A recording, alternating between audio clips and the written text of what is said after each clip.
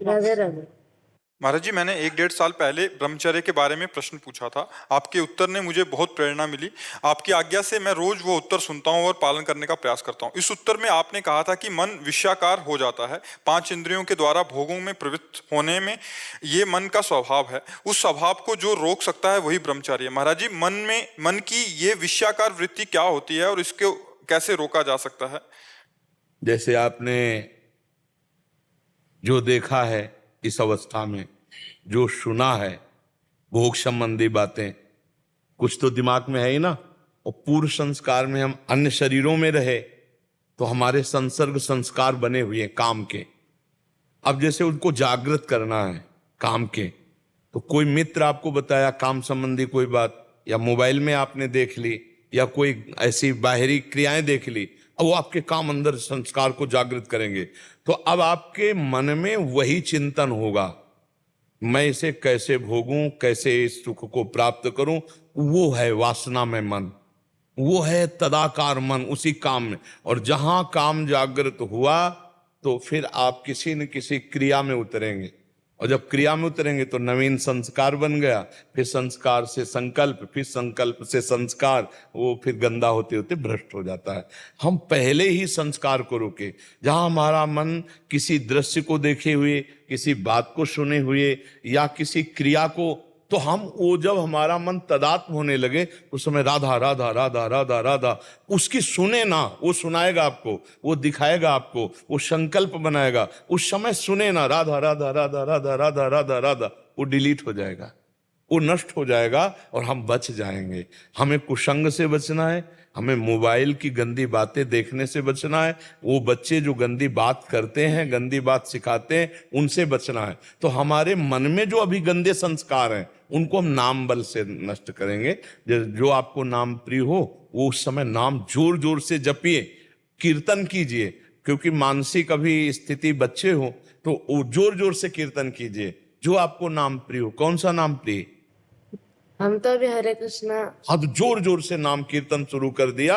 ये भगवान नाम जो है ये समस्त कामनाओं का नाश कर देता है। नाम संकीर्तनम यस्य सर्व पाप प्रणाशनम। ये जो पाप की प्रवृत्ति, कामना, वासना है, और जो पाप के हमारे अंदर संस्कार हैं, इन सबको भस्म कर देता है नाम कीर्तन। उस समय नाम कीर्तन कीजिए। जो हम चिंतन करते हैं ना अंदर अंदर, वही है तदाकार वृत्ति काम की। उसी वृत्ति का नाश करना है। समझ पा रहे हो आप? आपकी बुद्धि समझ में आ रही? हाँ। क्या और क्या जानना चाहते हो? यही था महाराज जी, विषयाकार वृत्ति क्या होती है? उसी को तो कह रहे, तदाकार। जो विषयाकार कह रहा है उसी में तदाकार वृत्ति। समझ पा रहे हो आप? और कभी ऐसे कुछ चीजें देखता हूँ मैं तो लगता है, मतलब जैसे कोई छोटा सा फैन है तो उसे और अच्छा कर देने के लिए। मैंने इसने खिलौने की दुकान में फैन देखा, उसको लगा कि वो इलेक्ट्रिक बनाऊं मैं, मोटर निकाल के उसे और आविष्कार और नया नया कुछ बनाऊं, तो उसी में मन लगा रहता है। माँ मुझे बोलता है कि वो ले लो, तो वो विषयाकार वृत्ति नहीं नहीं, वो कोई बात नहीं। उसमें देखना है कि भगवान इसमें कौन सी गुणवृत्ति प्रकट करते हैं इस शरीर में, जिससे जगत की सेवा कराएंगे।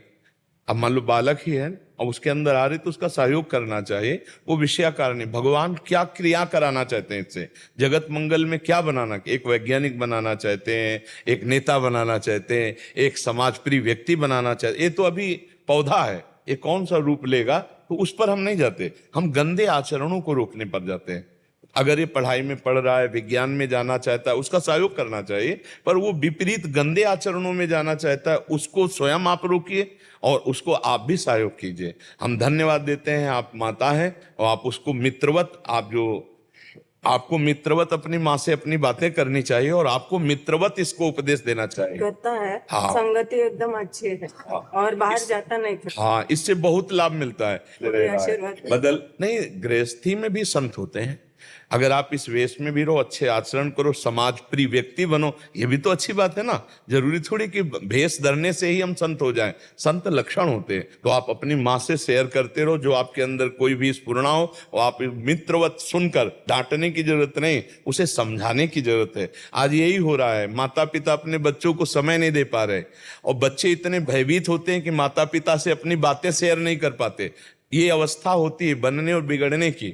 माता पिता को चाहिए कि अपने बच्चों को बैठाल कर दोस्त की तरह, और कैसे क्या तुम्हारी दिनचर्या चल रही, कोई तुम्हारा ऐसा गंदा चैप्टर तो नहीं है, और डरना मत, हम हर क्षेत्र में तुम्हारा सहयोग करेंगे। तब वो बालक खुलकर, अब कुछ बालक ऐसे हैं जिनसे गलतियां हो जाती हैं तो माँ से बता नहीं सकते माता पिता, बाहर उनको ब्लैकमेल किया जाता है और वो फिर परास्त होकर के अपने शरीर की हानि सोचते हैं। तो हमें लगता है हर माता पिता भाई बहन को ऐसा व्यवहार रखना चाहिए जिससे हम खुलकर एक दूसरे से बात करके अपने निज जनों को बचा सकें, अपने निज जनों को उत्साह दे सके, अपने निज जनों को जो लोग ब्लैकमेल करते हैं हम उनसे बचने का उपाय सोच सके। छोटे छोटे बच्चे, छोटी छोटी बच्चियां ऐसी परिस्थितियों में फंस जाती हैं और जरा इधर उधर हो गया, अब जिनसे इधर उधर हुआ वो उनको सता रहे हैं और वो अपने घर में नहीं कह सकती। तो मुझे लगता है कि माता पिता को खुलकर अपने बच्चों से मित्रवत व्यवहार करते हुए उनके जीवन को उज्जवल बनाने के लिए उनकी कमियों को ढूंढे और उनके सामने रखकर उनको दूर करें, मित्रवत मिलकर दूर करें। अच्छे बच्चे हो, आगे बढ़ो। और माता